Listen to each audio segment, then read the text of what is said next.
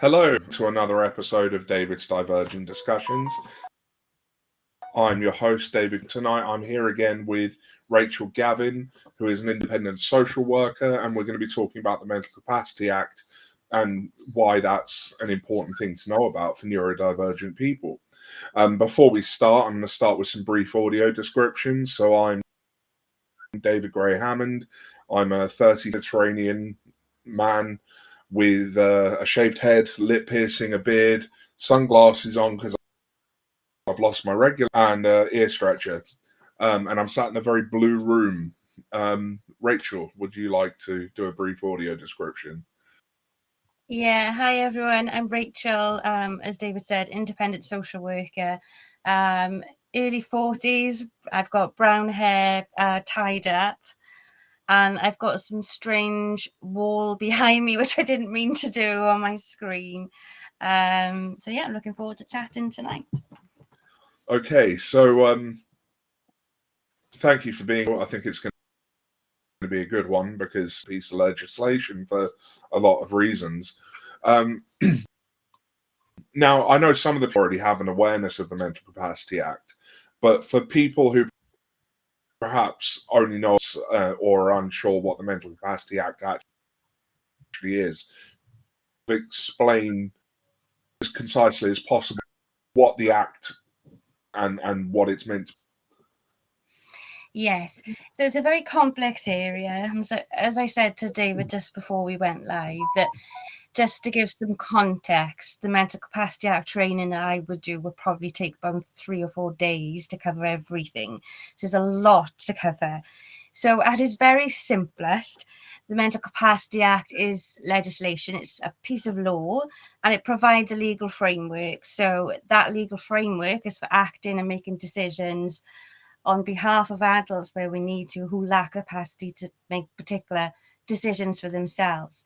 So this law applies to people aged 16 and over living in England and Wales.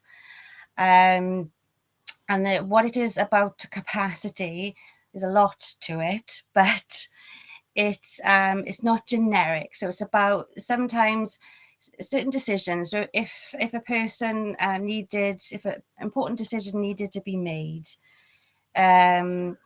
it's not a generic capacity issue with particular decisions only. So it's not that someone does or doesn't have capacity. It'd be different decisions. So what like a person could make a decision in one area perhaps, but not another. Does that make sense? It's not generic. Yeah. Yeah, correct me if I'm wrong, you can't assume someone to lack capacity because they're disabled. And there's also a stipulation in there that people with capacity have a right to make unwise decisions. Yes, so there's the principles of the Mental Capacity Act. So yes, we are to assume capacity. If there are reasonable doubts around, or there's evidence in terms of there's giving you reasonable doubts around a person's ability to make a decision, then there would need to be a clear rationale as to why you would do that, because the first point of call is yes, to assume capacity. And people have the right to make decisions and for us to assume capacity unless there are reasonable doubts. So another principle would be around people must be supported as much as possible, so enhancing someone's decision making. So an example of that might be, as the Mental Capacity Act applies to 16 plus, it might be that a young person will just say 17 years old or nearly 17 years old is struggling to make a decision regarding finances. It might be that the person can manage day-to-day finances, small amounts of money, but when it comes to managing larger amounts of money and bills and things, that might be a difficulty. But where we talk about enhancing capacity, it may be that I'd be working with a young person who people do assume a young person might not have a capacity in a particular area. I might come along and say, well, actually, this might be an education and training need. For someone as young as 16 or 17, it may be unmet needs, and it's to look at, right, how can we enhance this young person's capacity? So in doing so, it could be education and training. It could be looking at the person's communication needs. There's lots of different things that we need to look at, and we need to try everything possible to do so before we're going down the capacity assessment route, if possible. If possible, there are occasions where someone, it could be in the could be, you know, it could be serious, very serious decisions. Now, all the decisions that we look at, obviously some are more complex than others. Some are life-threatening decisions, often very serious. It's really quite a wide range, really. But the important thing, and yes, sorry, carry on. Sorry, David, you mentioned about unwise decisions. The important thing is that for each area there has to be a separate assessment, doesn't there? They lack capacity in this area, so in any area. Yeah, it's precise decisions only. It's not an overall capacity. Yeah, correct. Yeah. So I believe another one of the principles is kind of similar to the mental health, taking the sort of the least, isn't it? Yeah.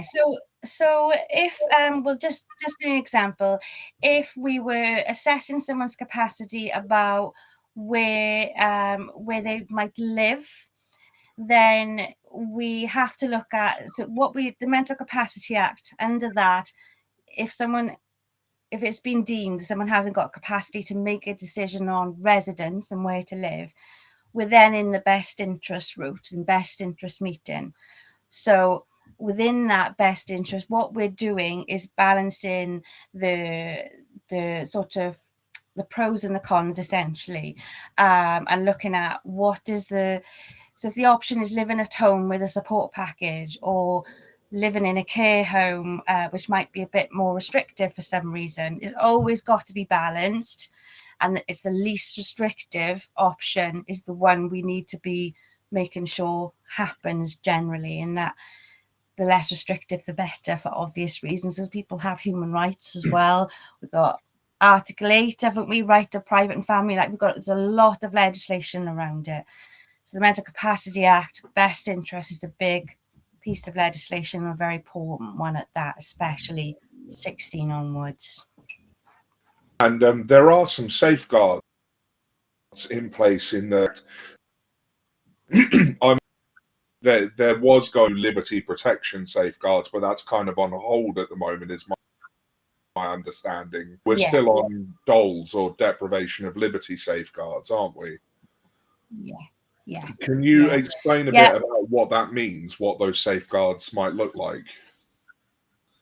Yeah. So if a person who's deemed not to have capacity, and we're talking about residence as the issue, the matter at hand, maybe that if someone was to reside in a care home or a supported living accommodation or something that's more restrictive, what the framework around DOLS is unable to leave that property, that residence, and there's quite a lot, might be quite a lot of restrictions on that person, but purely not being able to leave a provision is restrictive in itself, isn't it? So the deprivation of liberty safeguards is a safeguard in itself, where if there's a lot of monitoring perhaps around the person living in the provision to make sure that their provision, their support that's in place is the most least restrictive as possible. That's a very sort of very short summary of deprivation of liberty. But again, that where someone was in, say it was your son or your daughter, you might be instructed as the representative for that person. Not always, but most of the time you probably would be. If you had any concerns about your daughter or your son within a residence and a provision, as a representative, that would be your responsibility to make sure you raise that if it's a significant issue with the court as a representative. So it does give you a lot of safeguards for the person. and for the people around the person who know that person very well. Yeah, sorry. And much as the Mental Health Act, mental health advocates to help people have their rights met under the Mental Health Act, the Mental Capacity Act has independent mental. When might an IMCA be brought in, and what might their role? Well, it can vary, but it's usually for more significant, more complex decisions like moving residents. It's usually around residents in care and support, and whether if there's any disputes as well. So there could be a number of reasons, but they would typically be the main areas. But what is usually, if a person is deemed as unfriended, then they would be able to have or need to have an advocate, and they would do so. But a lot of the time, where a person isn't unfriended and has a family member that would be able to act as a representative, they would usually use the Mental Capacity Act and the best interest route then, as well, to go down whatever decision making that is, but in a multidisciplinary with the family members as well, and people who know that person well. And I mean, something that I wanted to cover here, because obviously I've done my own training in independent advocacy, and I've looked at the Mental Health Act and I've looked at the Mental Capacity Act. Something which I think might confuse people a bit is that people detained under the Mental Health Act are not automatically assumed to lack capacity, and they're still separate things. Yes. Where do you think the interplay comes in here? When do you think that perhaps someone under the Health Act might be facing capacity? So it would always be an approved mental health practitioner would be part of the assessment at the point where they're looking at does or doesn't this person need to be detained. So they might have concerns at that point about the person's ability at that time, about risks to themselves, if it's to do with mental health, and are they able to keep themselves safe. So that might be what they might look at in terms of capacity at that time. And capacity could be looked at any time, whether someone's detained or not. So it can really vary on the situation, but it might be the case where, it could happen at any point, really. It could be assessed at any point then. It really depends on the situation at hand. And I guess a question that people might ask then, if a person is detained under the Mental Health Act but has not had a capacity assessment, do they still have to submit to any compulsory treatment under the Mental Health Act? There are two different pieces of legislation. So the Mental Health Act, if they're still meeting the criteria with detention, obviously they would remain under that process then. So they're quite different. So they don't really, they cross over, but they're two separate pieces of legislation, really. So it's a complex area. So it's probably better to stick with either or in terms of talking about that, so I don't confuse anyone. Okay. But generally, when someone, so if you think about, we'll talk about the functional test of capacity then. So you've got the diagnostics, you've got two parts to the actual capacity test then. So you've got the diagnostic test of capacity, and what that is saying, is there an impairment in the brain, or is there a disturbance in the brain? Is that a permanent, whichever one it might be? Is that permanent? Is it temporary? So if you imagine that in the context of someone who has become very unwell, and where the Mental Health Act is coming in, in terms of if it was someone who perhaps did not have an impairment, for example, a brain injury or a severe learning disability, then obviously at that point, that's what the act is asking you to look at first, is whether that's there in terms of a diagnosis, or what is it, impairment, disturbance. And then, as I say, is that permanent, is that temporary? So it may be someone that is hasn't got a learning disability or brain injury, and it could be a mental health concern. So what the Mental Capacity Act is telling us then is can this capacity assessment be delayed? If there's evidence there of someone might be fluctuating capacity, or it might be because someone is unwell at the time. So if something is temporary, or at that time, can we delay the capacity assessment? We might be able to. So we're not talking about the Mental Health Act here, we're talking about Mental Capacity Act. So if there's a decision that needs to be made at that moment, that person is presenting as really unable to make that decision, but you've got to understand, as the assessor, the wider picture, because is that the person's normal presentation, typical presentation?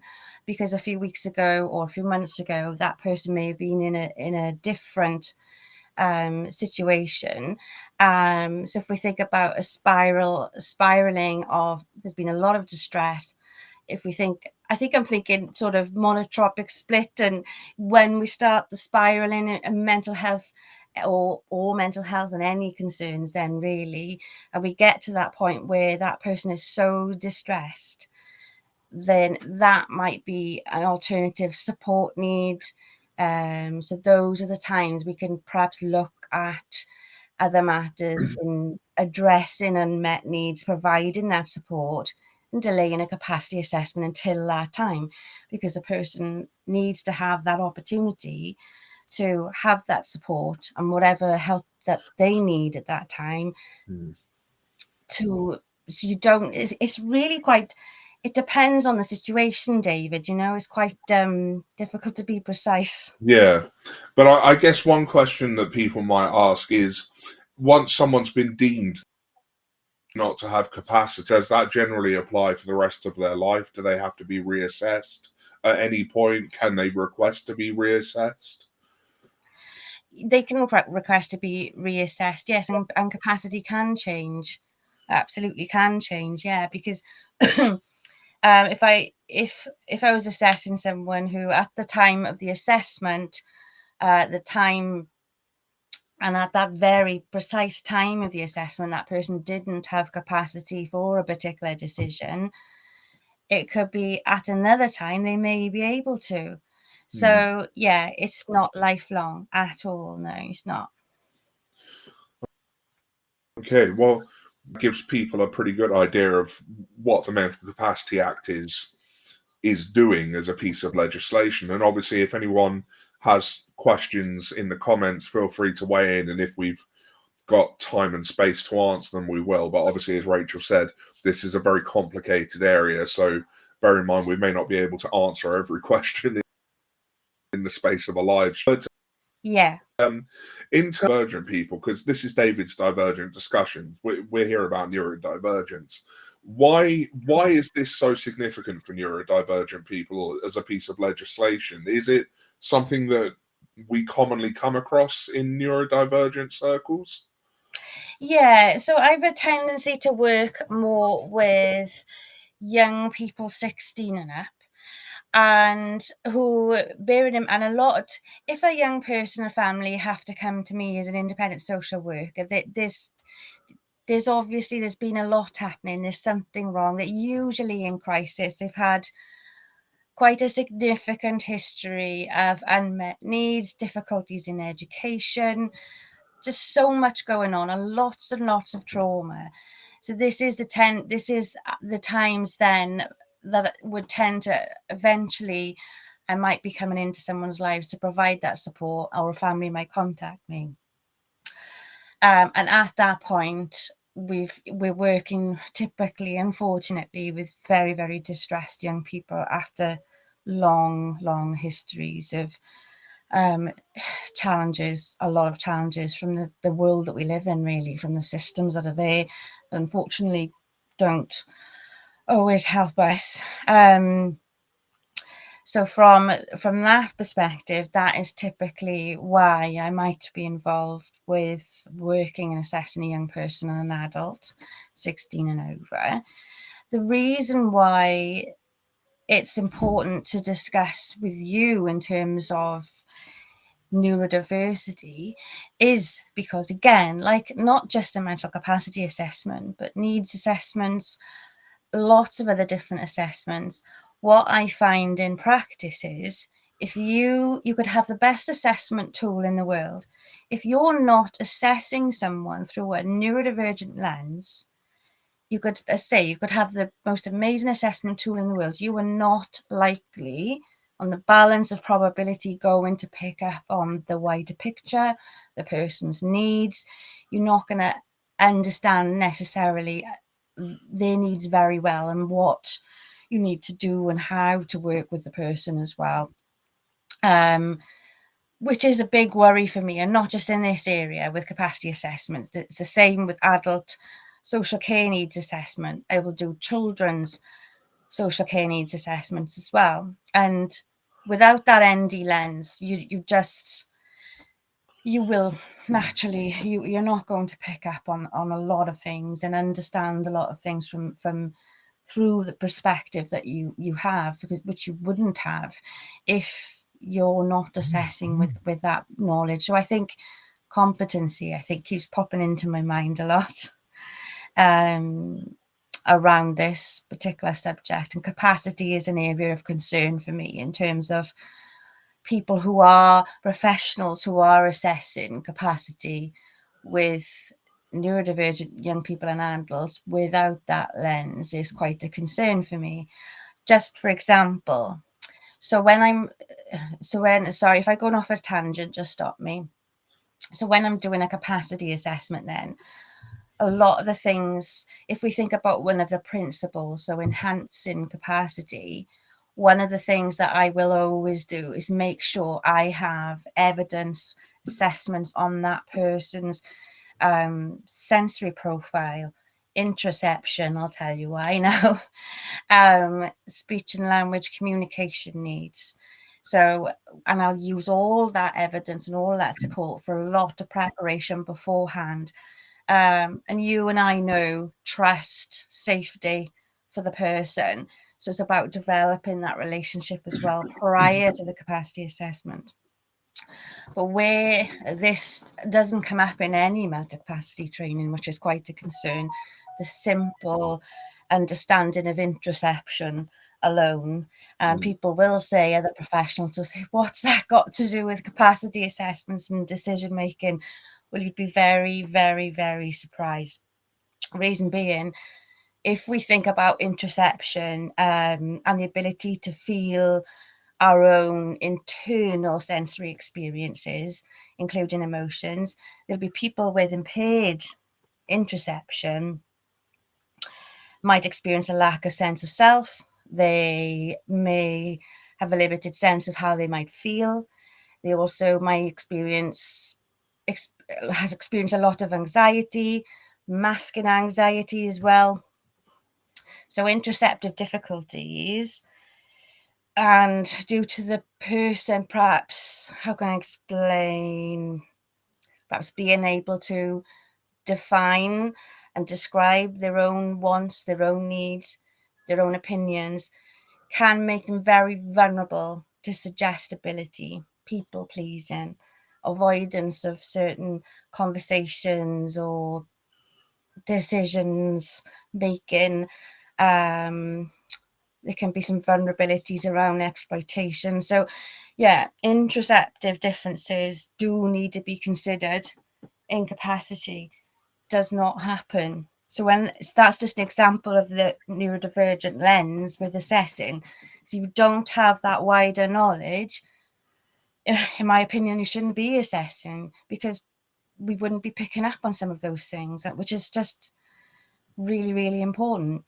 I know certainly in my own role as an advocate and mentor, the number of meetings I've sat in where I sometimes feel like I'm doing for them because they've come into it with no understanding of neurodivergence, and I'm having to sit there and give them like neurodivergence 101 on the fly, so that they can actually make an informed recommendation.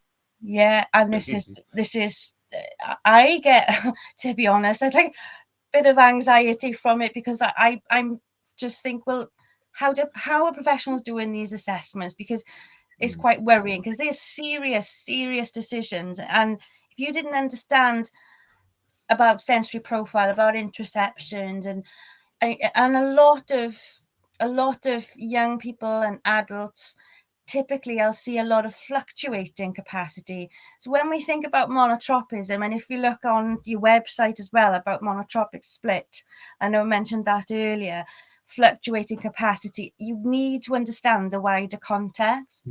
And the common themes, typical presentations essentially with young people and adults that I will see.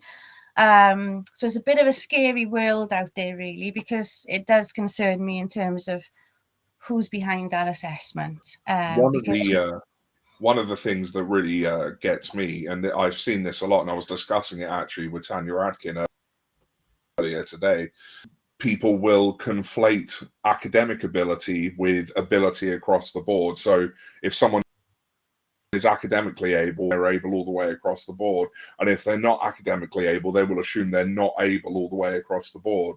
And I always find it interesting how in the neurodivergent community, we understand that people have spiky profiles. You know, we might be really good in some areas and really struggle in some others, but a lot of professionals out there, they kind of just assume we're at the same level with everything.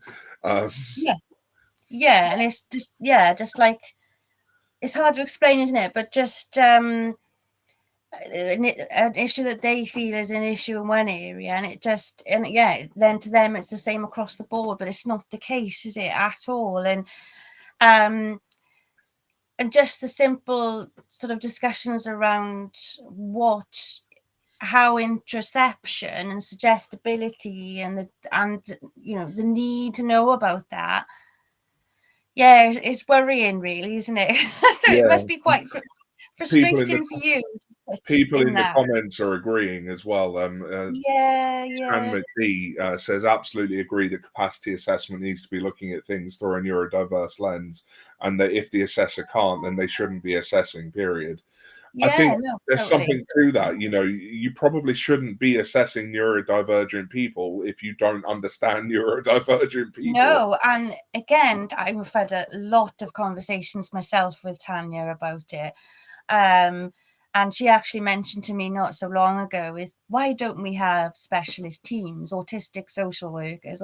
You know, it's just, I just don't feel personally it's doable that these assessments are completed with people across the world of social work and everything else with neurodivergent young people and adults. Without that, they're never going to get it right.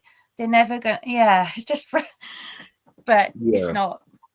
How realistic would that be to achieve, you know? Someone else has weighed in the comments saying, sounds like training needs to take place, or perhaps having an autistic advocate on the team. If I might respond to this quickly, one of the challenges with putting an autistic advocate onto a team of people who are doing capacity assessments, independent advocacy, as soon as they are on that team, they cease being independent. So there's a challenge there in that independent advocates exist. So do we get more autistic people to train as independent advocates, or autistic people on these teams to advocate anyway? There's a question of which way you go about it. In terms of training, I mean, I know I've trained local authorities, social workers, but I think it's hit and miss because it comes through very slowly. I think some local authorities are starting to they should actually learn from neurodivergent people who have expertise in these areas. But it's slow going. I don't know what your experience has been, because I know you're based out towards Wales, aren't you? I don't know what it's like out there, but I found that most of the requests that I see come through from sort of the north of England. We don't see a lot down the south. Yeah, no, a lot. I get a lot of requests, and I was actually with so you've got boards, so you've got social work England in England, and you've got social care Wales in Wales, and so I'm doing a lot. Wales are particularly keen to learn a lot more at the moment, so they're really on the case with everything in terms of how their services are. They're particularly focused with the issues around CAMS within mental health teams. So I'm finding, because I'm obviously working in England and Wales, I am finding Wales are achieving a lot more. They are getting better. They're nowhere near perfect. But if I had to compare, then there's a lot of things happening in Wales, and things are a lot better here than in England, if I'm honest with you. But again, we've still got a long way to go. The same person, whilst I was answering about advocacy, chimed in with, "Damn, that's complicated." Yeah, that's one of the problems. It is complicated. Yeah, it is. But I think we're maybe slowly seeing a move towards better training. I'm not going to say we're anywhere near being perfect, but I see things as an advocate and a mentor. That's not to say we're anywhere near to the finish line, but I'm just at the moment trying to target the bigger organisations, or the organisations that would govern social workers, that would govern local authorities. They're the ones I'm targeting at the minute. And the reason why I'm doing that is because we can't change it usually, David, on an individual level or individual teams. It's got to just go as far as you can take it, really. So not so much in England, but like Wales and the bigger organisations who govern the local authorities here are really taking an interest in it. So fingers crossed there's going to be a change, and hopefully that'll influence England a bit more as well. Yeah, and I'm also hoping that if the political landscape changes and priorities shift, more, I don't want to say pressure, but more pressure on local authorities to actually be inclusive people. Yeah. I do wonder how much of this lack of input from minority groups comes down to the political landscape we exist within, because whether we like it or not, social work is relatively controlled by politics. That's where the funding comes from. That's where the policies come down from. Absolutely. So hopefully a shift in the political landscape, which we can hope is coming. Hope see some improvements with that. But if people wanted to look up things about the Mental Capacity Act, are there any good resource trustworthy? So, well, I can have a look while I'm on here. There are a few. Obviously, you can go on the main legislation, but actually find Mind have pretty good resources on there, and everything is really well explained as well. So if you go onto the Mind website and type in Mental Capacity Act, it gives some really good descriptions on there and a lot of detail about things. As I say, there's huge. So it'll talk about capacity, best interests. So we've gone over a little bit deprivation of liberty, which is a 3-day training program in itself. So there's a lot to that as well. There's information on there about health and welfare decisions. So the court of protection, that's another area as well. Around someone's finances and future health and welfare decisions, power of attorney, that route. So there's lots on there. One of the things that I will say, though, David, going off a bit off topic again, if there is a young person or an adult that you have some concerns about, and sometimes when there'll be times where the person might be quite regulated. There'll be other times where they'll become quite distressed, perhaps. And when they're quite distressed, it will be at those times they struggle more to make certain decisions. When it comes to mental health as well, it may be, what I always find useful is a sort of writing that person wishes and feelings down on paper when they are able to, when they are feeling regulated, they are okay, on a good level, really, to have those wishes and feelings down on paper.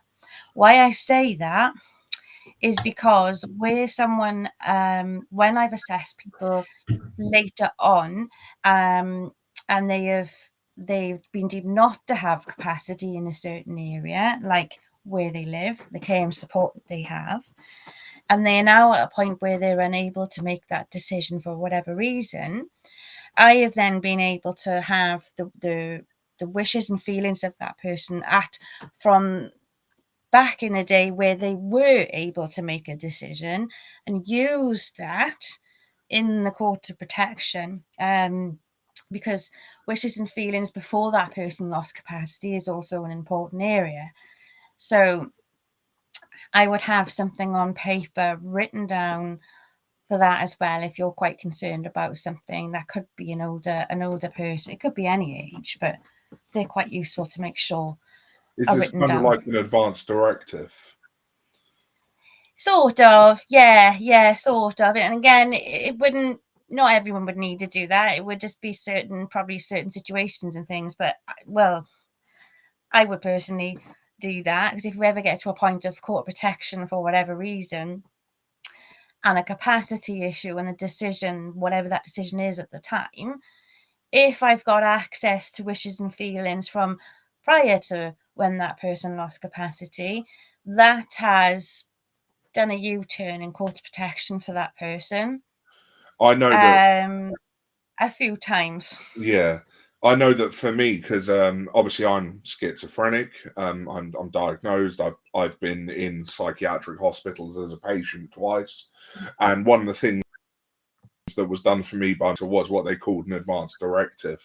So Yeah, what they did was, whilst I was well, they noted down my wishes and yeah, feelings. So it was like the here fact that we I are. would like Yeah, hospital to be a last resort, what medications I yeah, struggle to tolerate, things like that. yeah.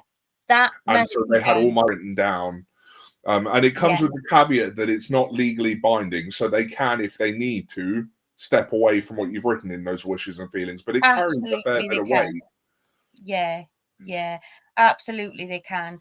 But I find that it does carry a lot of weight if I was in the court of protection arena. A bit different in the Mental Health Act, which really kind of depends at the time.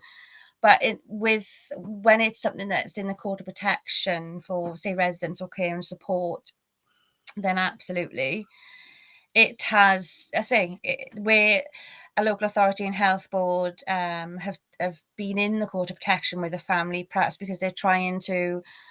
Unfortunately, this happens where there's someone having a very high care package at home, then from local authority and health board wording, and they're looking to move that person into care home or residence or something. A lot of the time, unfortunately, these things come down to funding when they absolutely shouldn't. Um, I'm thinking of people who've been in similar positions, and obviously then when at that point and they've been deemed not to have capacity in a particular area, and they've got those wishes and feelings in place down on paper that they did before, it absolutely makes a massive difference in the court of protection. As I say, cases have been overturned in the court with that evidence as well. So it's a big I think that's a really important takeaway for people. Well, it's been really good having you on this evening, Rachel. Just a quick shout out to the if you're on Android smartphone, my website with over 300 articles about autism and neurodivergence is now available as an Android app.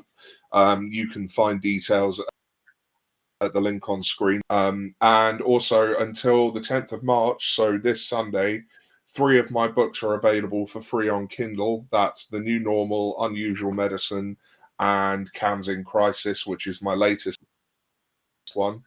Cams in Crisis has been rated in the social work, civil rights and liberties, and another category on Amazon.